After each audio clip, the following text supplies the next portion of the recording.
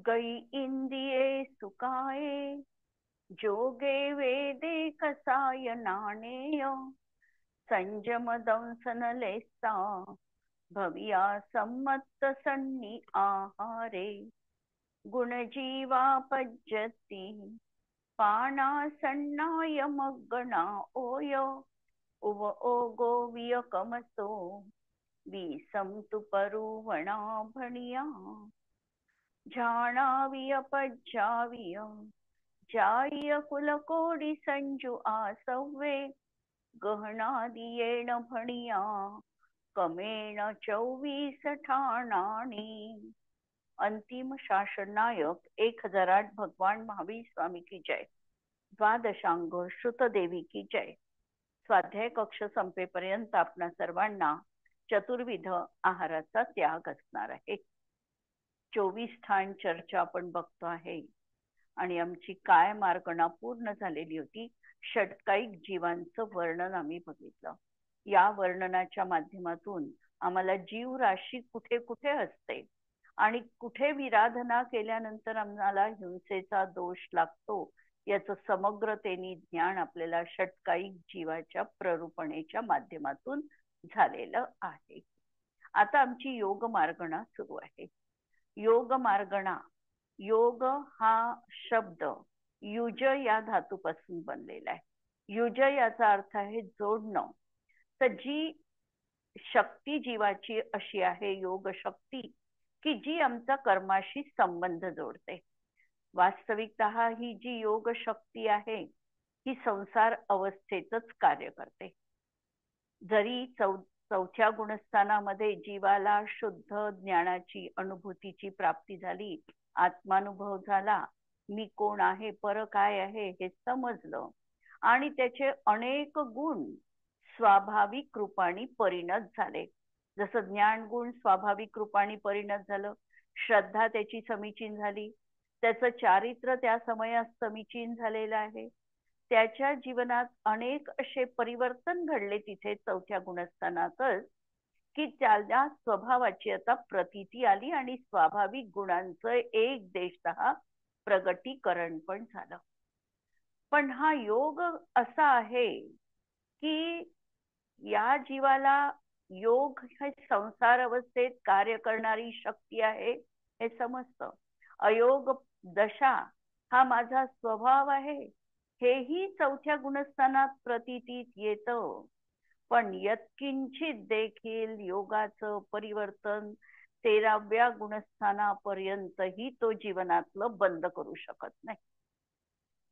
त्याची परिस्पंदन जी शक्ती आहे ही 13व्या गुणस्थानाच्या अंतीपर्यंत काम करते. 14व्यात कुठे तो अयोगी बनतो आणि मग स्वाभाविक दशा, अयोग दशा म्हणजे त्याची तिथे प्राप्त होते. म्हणून ही योगाविषयीचं हे विशिष्ट असं वेगळं प्रकरण आपण या ठिकाणी बघतो आहे. आणि योगाच्या बाबतीमध्ये आम्हाला भाव योग आणि द्रव्य योग हे दोन्ही शब्द जे आहे हे जीवाशी संबंधित असलेले शब्द आहे. योग मार्गणा आपण बघतो आहे आणि पहिल्यांदा या ठिकाणी प्रश्न विचारलेला आहे, योग मार्गणा किसे कहते हैं? तो कर्म वर्गणा रूप पुद्गल स्कंदों को ज्ञानावरण आदि कर्म रूप से और नो कर्म वर्गणा रूप पुद्गल स्कंद को औदारिक आदि नो कर्म रूप परिणमन के हेतु जो सामर्थ्य है वह आत्म प्रदेशों के परिस्पंदन को योग कहते हैं. जीव अनादि कालापासून कर्म वर्गणा आणि नो कर्म वर्गणांचं ग्रहण करतो आहे. त्यामध्ये नो कर्म वर्गणांचं ग्रहण काही काळासाठी 3 समय मॅक्झिमम रुकू शकतं, परंतु कर्म वर्गणेचं ग्रहण मात्र याचं कधीही रुकत नाही. आणि अशी ही जी कर्म वर्गणा त्यांनी आत्म्याशी संबद्ध केलेली आहे त्याला योगाच्या माध्यमातून ज्ञानावरणादी 7 किंवा 8 कर्मरूप बनविण्याची ही जीवाची शक्ती आहे. आणि त्यांनी जी आहार वर्गणा ग्रहण केलेली आहे या आहार वर्गणेला शरीर आदि रूप परिणमण्याची जी जीवाची शक्ती आहे या जीवाच्या शक्तीला भावयोग म्हणतात. आणि जे मन वचन कायेच्या निमित्ताने आत्मप्रदेशांमध्ये परिस्पंदन होत आहे त्याला द्रव्य योग म्हटल्या जातं. उदाहरण दिलं कि अग्नि के संयोग से लोहे में दहन शक्ती होती है. तसा लोखंड पाहिलं तर लोखंड थंड आहे, परंतु अग्नीचा संयोग मिळाल्यानंतर त्या तप्त असलेल्या लोखंडाला जर कोणी हात लावला तर त्याचा हात भासतो. म्हणजे त्या लोखंडाच्या पिंडामध्ये देखील दहन शक्ती उत्पन्न झालेली आहे. त्याप्रमाणे अंगोपांग और शरीर नाम कर्म के उदय से जीव के प्रदेशों में कर्म नो कर्म ग्रहण करने की जो शक्ती उत्पन्न होती है उसे योग कहते हैं. ही त्याच्यामध्ये जी शक्ती झाली, शरीर नाम कर्माचा उदय आहे, हे पुद्गल विपाकी कर्म आहे.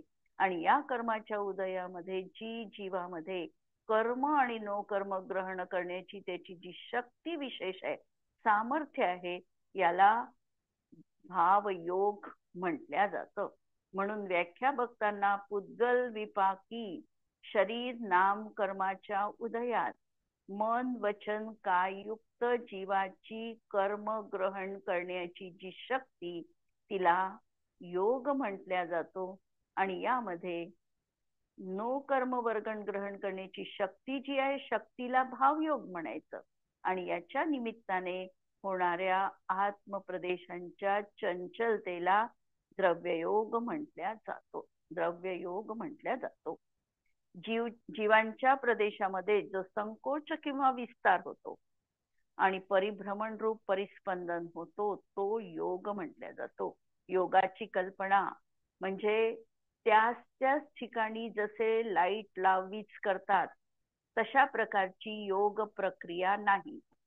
योग प्रक्रियेमध्ये आत्म्याचे 8 प्रदेश अचल राहून प्रत्येक आत्म्याचा प्रदेश हा प्रतिसमय फिरत आहे त्या 8 प्रदेशांच्या सभोवती. म्हणजे हे जे काही आहे याला परिस्पंदन असं म्हटलेलं आहे. परिस्पंदनचा अर्थ आम्ही लाववीज होणं अशा प्रकारे किंवा लुकलुकणं अशा प्रकारे बऱ्याच वेळेला आमच्या मनामध्ये तो भाव येतो.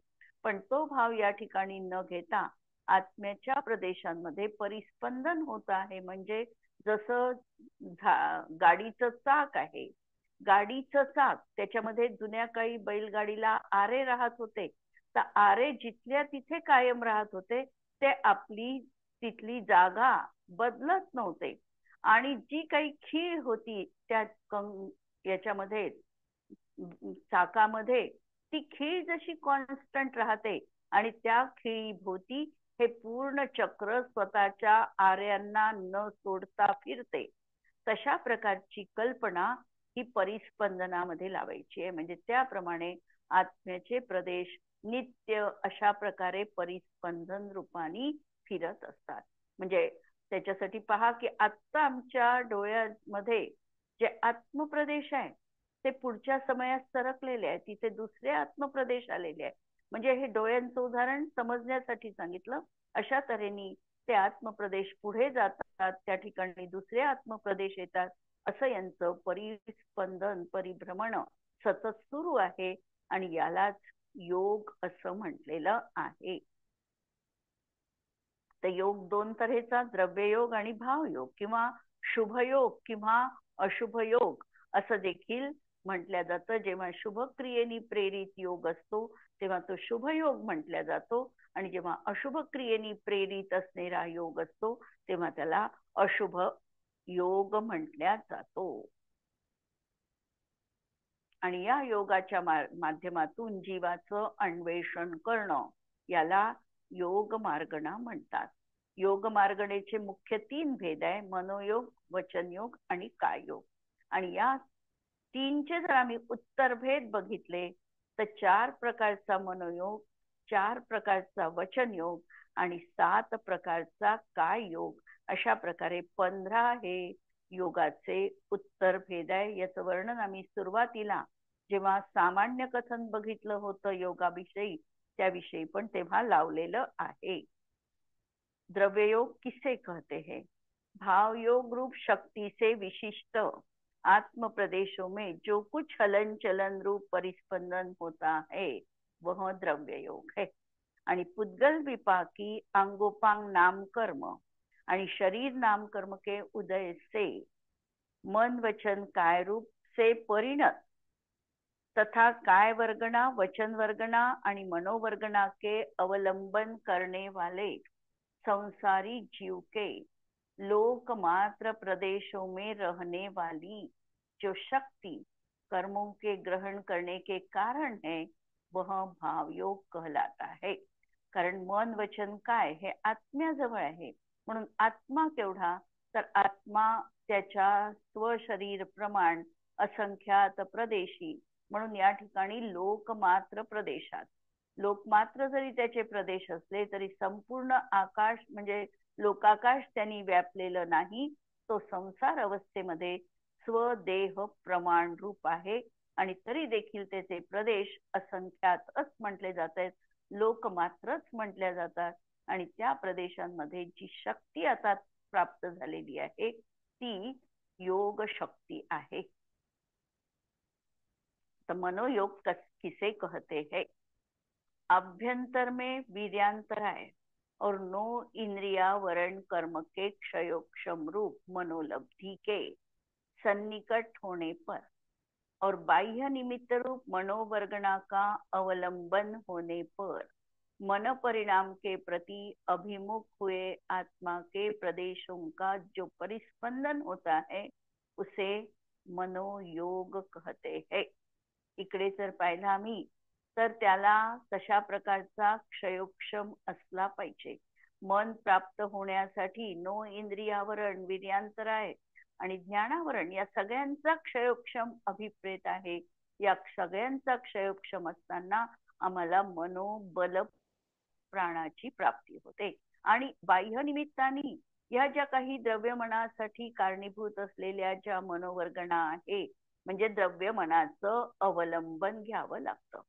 द्रव्यमन पूर्ण झाल्याशिवाय भावमन त्या ठिकाणी कार्य करत नाही. आणि सुरुवातीला तो जीव विग्रह गतीमध्ये अशा प्रकारची मनोलब्धी रूप क्षयोक्षम घेऊन येतो. 2 प्रकारे बघा. विग्रह गतीमध्ये द्रव्यमनाची रचना नाही. विग्रह गतीमध्ये त्यांनी आता त्याच्या जीवनात तो कोण बनणार, संज्ञी पंचेंद्रिय बनणार का, त्याला मन प्राप्त होणार का, अशा प्रकारचा क्षयोक्षम तो घेऊन आलेला आहे. म्हणून त्या ठिकाणी मनोलब्धी प्राप्त झालेली आहे. आणि बाह्य निमित्त त्याच्यासाठी द्रव्यमनाचं अस्तित्व, द्रव्यमनाची पूर्ती. आणि द्रव्यमनाची पूर्ती झाली की मग भावमनाचं कार्य सुरू आहे. म्हणजे दोघही एकमेकांवर अवलंबून आहे. पहिल्यांदा द्रव्यमन हे भाव मनावर अवलंबून आहे आणि नंतर द्रव्यमन पूर्ण झाल्यानंतर भावमनाचं कार्य होतं. म्हणून ते एकमेकांवर अशा प्रकारे अवलंबून आहे. तर ह्याच्या द्वारे जो आत्मप्रदेशांमध्ये परिस्पंदन होतो आहे मनाच्या निमित्ताने त्याला मनोयोग म्हटल्या जातं. म्हणून मनोवर्गना से निष्पन्न हुए द्रव्य के अवलंबन से जो संकोच विकोच होता है म्हणजे संकोचपणा किंवा विस्तरितपणा होतो हे मनोयोग म्हटल्या जातो. म्हणजे मनामध्ये एखादा विचार आला की त्या द्रव्यमनाच्या अवलंबनाने आत्मप्रदेशांमध्ये परिस्पंदन झाला. हा मनाच्या द्वारे होणारा मनोयोग आहे. नंतर वचनयोग भाषा वर्गणा संबंधी पुद्गल त्यांनी समूह संकोच के विकोच म्हटलं तर विकोच शब्दाचा अर्थ काय घ्यायचा आपण नेमका? संकोच विकोच आणि म्हणजे विकोच एकाच विस्तार. अर्थी एका हो नाही विकोच म्हणजे विस्तार. विस्तार. हा अच्छा, संकोच म्हणजे संकोच विस्तार. हम्म. आणि नो वचनयोग इंद्रियावरण कर्म म्हटलं त्यांनी नो इंद्रियावरण कर्माचा क्षयोक्षम म्हणजे हो मनासाठी. हा मग आता हे मनासाठी नो इंद्रियावरण तर नो इंद्रियावरण कर्माचा क्षयोक्षम म्हणजे नेमका कोणत्या कर्माचा घ्यायचा? ज्ञानावरण दर्शनावरण. आपल्याला ज्ञानाची प्राप्ती कशाने होते?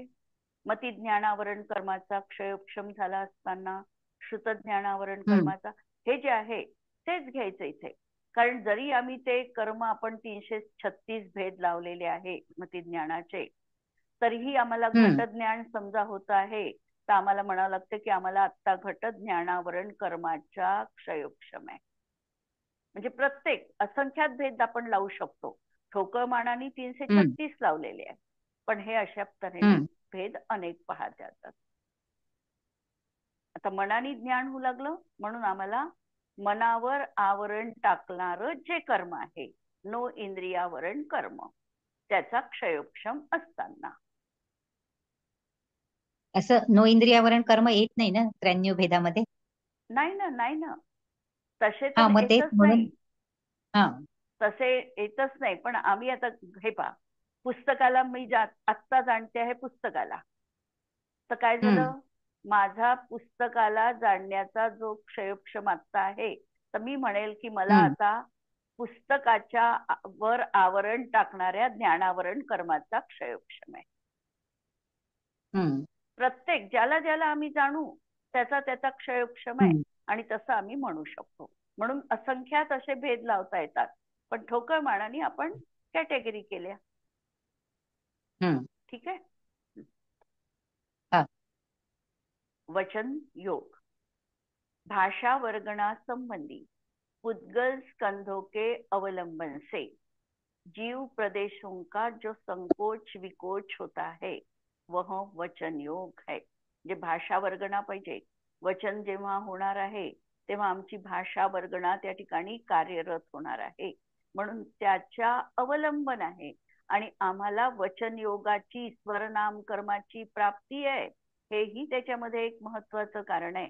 कारण स्वरनाम कर्माचा उदय नसेल, नामकर्मामध्ये उदय लावायचा, आणि उदय असेल तर आम्हाला बोलण्याची शक्ती आहे, अन्यथा शक्ती नाही. म्हणून पुढचं घेतलं जाय कि शरीर नाम कर्म के उदय से प्राप्त हुई वचन वर्गणाओं का अवलंबन लेने पर तथा वीर्यांतराय का क्षयोपशम और मति अक्षरादि ज्ञानावरण के क्षयोपशम आदि से अभ्यंतर में वचन लब्धि का सानिध्य होने पर वचन परिणाम के अभिमुख हुए आत्मा के प्रदेशों का जो परिस्पंदन होता है वह वचन योग कहलाता है. वचन योगाच्या मध्ये आपल्याला अशा प्रकारे या सगळ्या गोष्टी लावाव्या लागतात. आणि साध्या याच्यात जर आम्हाला पाहायचं असेल तर भाषा वर्गणा आणि आत्म्याच्या प्रवृत्तीरूप उत्पन्न ध्वनीला वचन म्हणतात. भाषा वर्गणा आणि आत्म्याच्या प्रवृत्तीरूप उत्पन्न ध्वनीला वचन म्हणतात, आणि त्याद्वारा होणारा जो योग आहे तो वचन योग म्हटला जातो. बस थोडक्यात आपल्याला ही पण अशा प्रकारची व्याख्या पाहायला मिळते. म्हणजे आंतरिक वचन म्हणजे आंतरिक वचन लब्धी आहे, वचनरूप पर्याय सन्मुख आत्म्याचा होणारा परिस्पंदन आहे, आणि त्यालाच वचन योग असं म्हटलं जातं. आणि या ठिकाणी स्वरनाम कर्माचा देखील उदय असावा लागतो.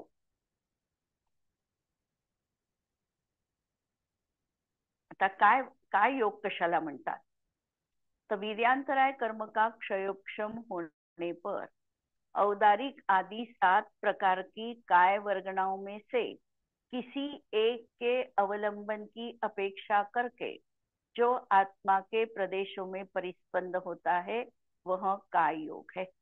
जो चतुर्विध शरीरों के अवलंबन से जीव प्रदेशों का संकोच विकोच होता है वह काय योग है. चतुर्विध शरीर म्हणजे औदारिक, वैक्रियक, आहारक आणि कारमान. याच्यामध्ये तैजस शरीर सोडून द्यायचं, कारण तैजस शरीर निरुपभोग मंत्यम अशा प्रकारचं तैजस शरीर त्या ठिकाणी त्याच्या निमित्ताने का योगाची प्रवृत्ती दिसत नाही, आणि म्हणून तैजस शरीराचा या ठिकाणी अंतर्भाव केला नाही. आणि कार्मायन शरीराचाही अंतर्भाव करण्याचं कारण असं आहे की ज्या वेळेला नो कर्मरूप असं शरीर राहणार नाही त्यावेळेला कर्मग्रहणाची प्रक्रिया थांबू नये, ती चालावी, म्हणून कर्माण कायोग त्या ठिकाणी मानावा लागलेला आहे. तशा प्रकारे या माध्यमातून जे काही आत्म्याचं परिस्पंदन होणार आहे त्याला काय योग असं म्हटलेलं आहे. वात पित्त कफ आदि के द्वारा उत्पन्न परिश्रम से जीव प्रदेशों का जो परिस्पंदन होता है वह काय योग कहलाता है. जे शरीर आहे आणि हे शरीराची जी निर्मिती झालेली आहे ही आमची वात पित्त कफाद्वारे झालेली आहे. किंवा आम्ही जसं म्हणतो जल आहे आमच्या शरीरात, अग्नी आहे, वायू आहे, या सगळ्या गोष्टी आणि पृथ्वी म्हणजे हे जे सगळं आहे याच्या माध्यमातून जो काही परिस्पंदन त्या ठिकाणी होऊ लागलेला आहे त्याला आम्ही काय योग असं म्हणू शकतो. योग मार्गना कितने प्रकार की है. योग मार्गना अनुवाद की अपेक्षा मनोयोगी, वचन योगी और काय योगी तथा अयोगी जिन इतके आहे. आणि म्हणून योग मार्गना 3 प्रकारची आहे, मनोयोग, वचनयोग आणि काय योग. आणि लावायचं असेल शेवटी तर अयोग अवस्था. योग मार्गना में द्रव्य योग का ग्रहण करना चाहिए या भाव योग का. योग मार्गना मध्ये भाव योग का ही ग्रहण करना चाहिए. सूत्र में आए हुए इमानी पद से, ते पद कुठे आलं काय माहिती, इमानी पद से प्रत्यक्ष भूत भाव मार्गना स्थानों का ग्रहण करना चाहिए. द्रव्य मार्गणाओं का ग्रहण नहीं किया गया क्योंकि द्रव्य मार्गना देश, काल और स्वभाव की अपेक्षा दूरवर्ती है. अतः अल्पज्ञानियों के द्वारा इनको प्रत्यक्ष नहीं हो सकता. योग मार्गणाच्या माध्यमातून आम्हाला भाव मार्गणा घ्यायची, भाव योग घ्यायचा आहे. द्रव्य योग आम्हाला घ्यायचा नाही, कारण द्रव्य योगामध्ये जे परिस्पंदन होत आहे हे काही आम्हाला ज्ञात होणार नाही.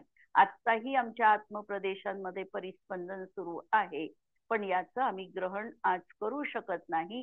हे आमच्यासाठी दूरवर्ती आहे किंवा आम्ही त्या अल्पज्ञानाच्या माध्यमातून त्याचं अनुमान तर करू शकतो, पण प्रत्यक्ष आम्ही ज्ञान करू शकत नाही. योग क्षायोक्षमिक है तो केवली भगवान के योग कैसे हो सकता है. कारण 13व्या गुणस्थानापर्यंत योग सांगितलेला आहे. आणि जर आपण म्हणू लागलो आहे की योग क्षायोक्षमिक आहे, कारण आम्ही प्रत्येक ठिकाणी लावलेला आहे की क्षायोक्षमिक असताना, यांचा क्षयोक्षम असताना, हे शब्द आम्ही प्रत्येक योगामध्ये वापरलेले आहे. मग जर योग क्षयोक्षमिक आहे तर केवली भगवंतांना योग कसा बनू शकतो हा प्रश्न आहे. उत्तर देतात है कि वीर्यांतराय और ज्ञानावरण कर्म के क्षय हो जाने पर भी संयोग केवली के जो 3 प्रकार की वर्गणाओं की अपेक्षा, 3 प्रकारच्या वर्गणा म्हणजे औदारिक वर्गणा तिथे नो कर्माहार सुरूच आहे त्यांचा, त्या अपेक्षेने वचन बल त्यांना आहे म्हणून भाषा वर्गणा पण आहे आणि त्यांचं द्रव्य मन देखील तिथे विद्यमान आहे म्हणून मनोवर्गणांचं पण ग्रहण सुरू आहे. म्हणून 3 प्रकारच्या मनोवर्गणांचं ग्रहण त्यांचं तिथे सुरू आहे. जरी त्याचं अशा प्रकारे क्षयोक्षमानी होणारं कार्य संपलेलं असलं तरी देखील ह्या वर्गणा जोपर्यंत ते ग्रहण करत आहे तोपर्यंत त्यांचा त्या योग निमित्त अशा प्रकारचा परिस्पंद तिथे सुरू आहे. म्हणून केवली भगवंतांना सुद्धा अशा प्रकारचा योग आहे असं म्हणावं लागतं. आणि संयोग केवली के योग के अभाव का प्रसंग नहीं आता. म्हणजे संयोग केवली भगवंतांना योग निश्चितपणे आहे. योग में क्षयोक्षमिक भाव उपचार से है, असल में तो योग औदयिक भाव ही है. जरी इकडे क्षयोक्षमाची अपेक्षा लावलेली आहे तरी योग हा मात्र क्षयोपक्षमिक भाव आहे. कारण दुसराही एक शब्द वापरलेला आहे कि अंगोपांग शरीर नाम कर्म के उदय से, स्वर नाम कर्म के उदय से. हे जे उदयानी शब्द आलेले आहे या अपेक्षेनी त्या ठिकाणी योग हा औदयिक भाव आहे आणि औदयिक योग का संयोग केवली में अभाव मानने में विरोध आता है. म्हणून औदयिक भाव असल्यामुळे त्या ठिकाणी संयोग केवली भगवंतांना तो भाव असण्यामध्ये काहीही आपत्ती नाही. शरीर नाम कर्मोदय के उदय से उत्पन्न योग भी तो लेशा माना गया है क्योंकि वह भी कर्म बंध में निमित्त है. इस कारण कषाय के नष्ट हो जाने पर भी योग रहता है। आणि शरीर नाम कर्म की उदीर्णा व उदय से योग उत्पन्न होता है, इसीलिए योग मार्गणा औदयिक है। म्हणून आम्ही तिन्ही अपेक्षेने कथन करू शकतो। अयोग केवलींना आता योग संपलेला आहे, सयोग केवली दशेपर्यंत योग आहे, तिथे क्षायोपक्षमिक जन्य भाव आम्हाला लावता येत नाही, परंतु अजूनही त्यांचं कर्म नो कर्माचं ग्रहण, कर्माचं ग्रहण तर फक्त आता सातावेदनीयाचं आहे, पण नो कर्माचं ग्रहण तिथे सुरू आहे आणि त्या अपेक्षेने त्यांना त्या ठिकाणी आता अशा प्रकारचा तो भाव औदयिक रूपामध्ये आहे हे म्हणावं लागतं। अयोग केवली कैसे होते है, संयोग केवलीमध्ये की तुम्ही 4 प्रकारचं ग्रहण सांगितलं, तर 2 म्हणजे एक नोकर्म वर्गणांचं ग्रहण आहे, एक मनोवर्गणांचं ग्रहण आहे, आणि 2 कोणत्या सांगितल्या बाकी? वचन भाषा वचनाचं पण ग्रहण सुरू आहे अजून, नाही? हो हो, उपदेश देऊ लागले ना तीर्थंकर संयोग केवली अवस्थेत। पण ते म्हणजे त्याचं ग्रहण सुरू आहे का, म्हणजे वचन वर्गणांचं ग्रहण सुरू आहे का? भाषा वर्गण, हो भाषा वर्गणाचं ग्रहण आहे, तेव्हा शब्द परिणत झाले ना।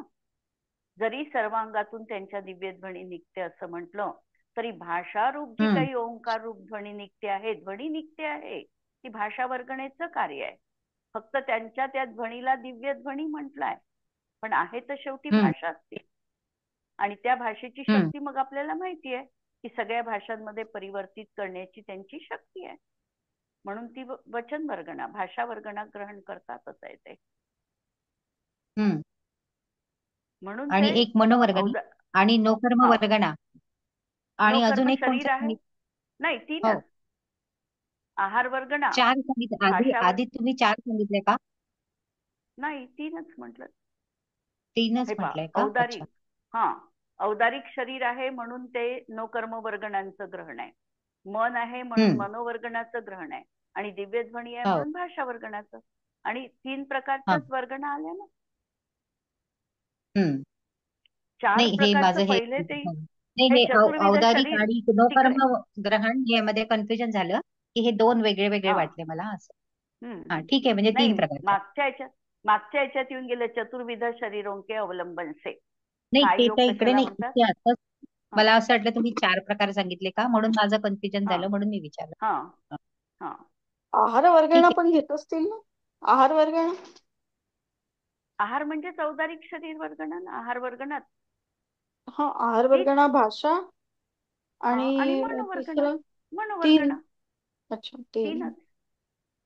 आहार वर्गणेपासून श्वासोच्छ्वास बनतो, शरीर इंद्रिय बनते, म्हणून आहार वर्गणा झाली एक, एक भाषा वर्गणा झाली आणि मनोवर्गणा झाली। आणि कार्माण वर्गणात आता ती याची कार्माण वर्गणात तो आता फक्त सातावेदनीयाचा बंध म्हणजे इर्यापथ हा सुरू आहे, फक्त योग आहे तोपर्यंत। योगानी प्रकृती बंध आणि प्रदेश बंध आहे ना।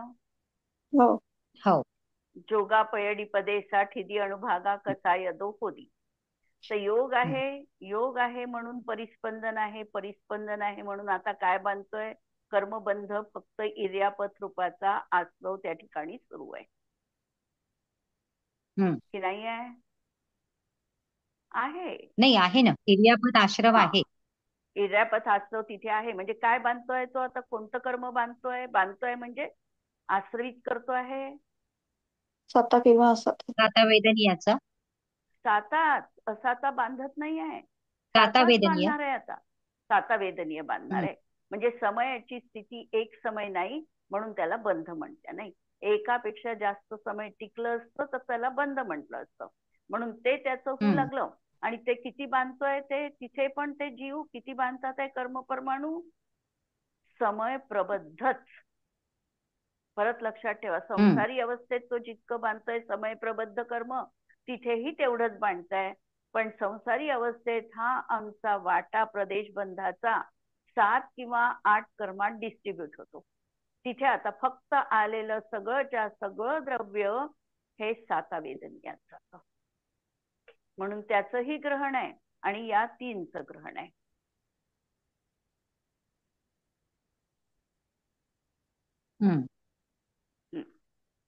एक प्रश्न घेऊन घेऊ शेवटचा. अयोग केवली कैसे होते है, म्हणजे योग रहित जीव कसे आहे. आता परिस्पंदन रुकलेलं आहे, म्हणजे याचं दिलेलं आहे जसं मातीच्या चाकावर मडकं आहे आणि आता ते चाक फिरवायचं थांबलं तरी देखील काही काळ जसं ते फिरत राहतं, तत्वार्थ सूत्रामधलं सूत्र.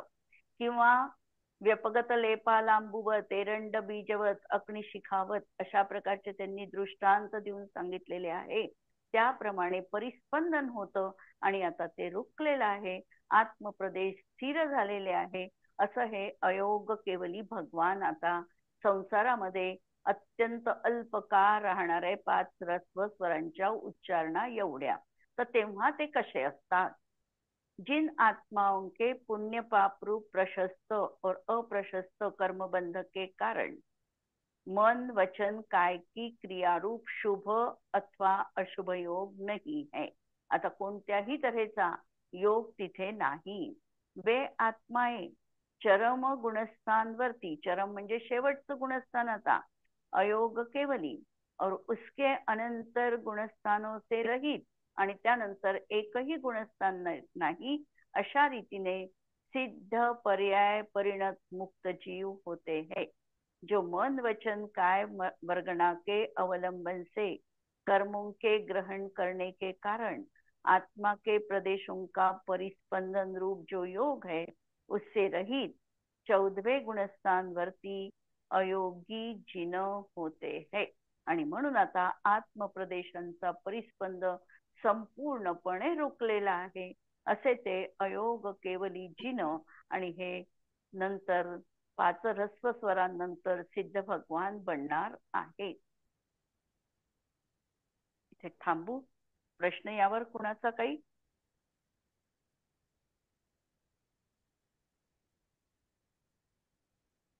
ठीक आहे.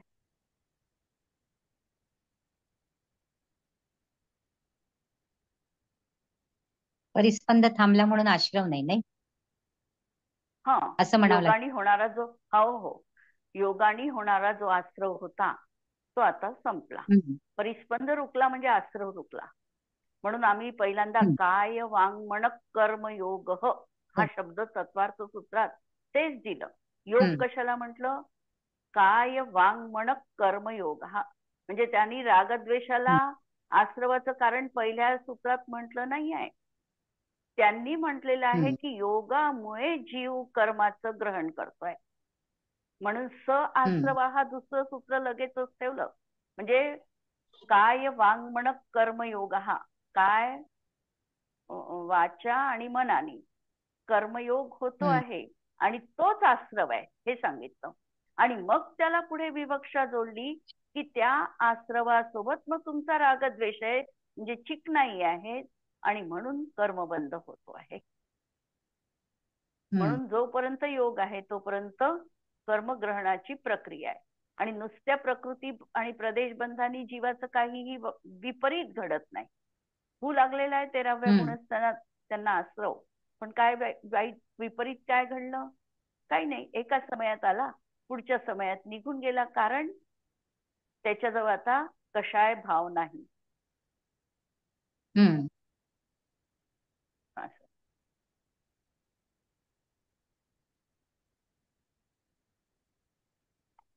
त्याद्वादनय षट द्रव्य गुण पर्याय और प्रमाण का जड़ कर्म चेतन बंध का अरु कर्म के अवसान का कह कर स्वरूप यथार्थ जग का जो किया उपकार है उसके लिए जिनवाणी माँ को वंदना शत बार है, वंदना शत बार है. नमो अरिहंताणम नमो सिद्धाणम नमो आयर्याणम नमो वज्रायाणम नमो लोये सवसाहुणम. सर्वांना जय जिनेंद्र.